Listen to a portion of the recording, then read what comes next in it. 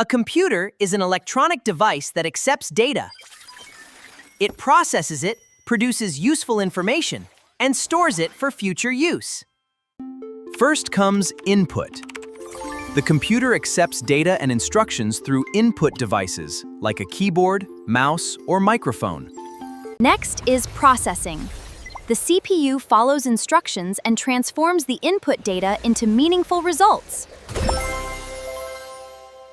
Inside the CPU, the control unit directs operations, while the Arithmetic Logic Unit performs calculations and logical decisions.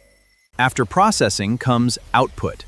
The computer presents the result through devices such as a monitor, printer, or speaker. 40!